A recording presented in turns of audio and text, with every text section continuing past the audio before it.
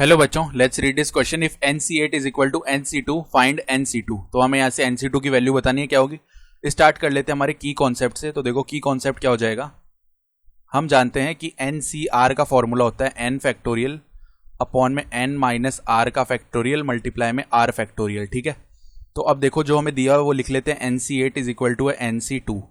NC8 को कैसे लिख सकते हैं, n फैक्टोरियल अपॉन में n माइनस 8 का फैक्टोरियल। ठीक है, और मल्टीप्लाई में 8 factorial that is equal to किसके है, n फैक्टोरियल अपॉन में n माइनस 2 का फैक्टोरियल। ठीक है, और मल्टीप्लाई में 2 फैक्टोरियल। तो n फैक्टोरियल से n फैक्टोरियल डिवाइड हो जाएगा। ठीक है, फिर देखो यहाँ पे हम क्या कर सकते हैं, 1 अपॉन में n माइनस 8 का फैक्टोरियल ऐसे ही रहने दिया हमने। ठीक है, 8 फैक्टोरियल को हम क्या लिख सकते हैं, 8 मल्टीप्लाई में 7 मल्टीप्लाई में 6 मल्टीप्लाई में 5 मल्टीप्लाई में 4 मल्टीप्लाई में 3 मल्टीप्लाई में 2 का फैक्टोरियल, ऐसे लिखा जा सकता है ये। And that is equal to किसके हैं, यहाँ पे 1 अपॉन में n माइनस 2 के फैक्टोरियल को n माइनस 2 मल्टीप्लाई में 1 कम करेंगे तो n minus 3, then n minus 4, n minus 5, n minus 6, n minus 7। ठीक है, n माइनस 7 और n माइनस 8 का फैक्टोरियल ऐसे लिख सकते हैं, मल्टीप्लाई में 2 फैक्टोरियल है। 2 फैक्टोरियल से 2 फैक्टोरियल डिवाइड हो जाएगा। n माइनस 8 के फैक्टोरियल से n माइनस 8 का फैक्टोरियल कंप्लीटली डिवाइड हो गया है।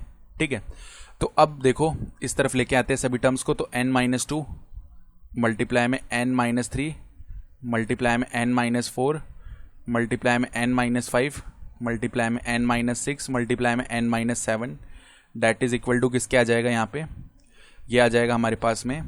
इसको देखो कैसे लिख सकते हैं, 8 मल्टीप्लाई 7 मल्टीप्लाई में कितना है 6 मल्टीप्लाई 5 मल्टीप्लाई 4 मल्टीप्लाई 3 मल्टीप्लाई 2 तक लिखा हुआ है, सॉरी 2 नहीं है 3 तक ही है।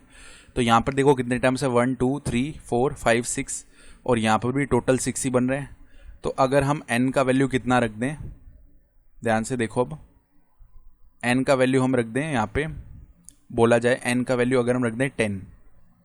ठीक है, तो क्या सारी वैल्यूज आ जाएंगी। देखो 10 माइनस 2 8 हो जाएगा, 10 माइनस 3 7, देन 10 माइनस 4 6, देन यहाँ पे 5, देन यहाँ पर 4, देन यहाँ पे 3। तो n इज इक्वल टू 10 रखने पे पूरा सेटिस्फाई हो जाएगा। तो n इज इक्वल टू 10 रखने पे सेटिस्फाई हो रहा है, यानी NC2 का वैल्यू क्या हो जाएगा, 10C2। तो 10C2 निकाल लेते हैं, 10 फैक्टोरियल अपॉन में 8 फैक्टोरियल मल्टीप्लाई में 2 फैक्टोरियल। 10 फैक्टोरियल यानी 10 मल्टीप्लाई 9 मल्टीप्लाई में 8 फैक्टोरियल अपॉन में 8 फैक्टोरियल मल्टीप्लाई में 2 फैक्टोरियल का वैल्यू 2 होता है। 8 फैक्टोरियल से 8 फैक्टोरियल डिवाइड हो गया, 2 डिवाइड कर देगा 10 को 5 टाइम्स, तो 5 मल्टीप्लाई में 9, यानी रिक्वायर्ड आंसर हो जाएगा 45 इस क्वेश्चन के लिए। तो हमारा फाइनल आंसर है 45। I hope you understood this explanation. Best of luck.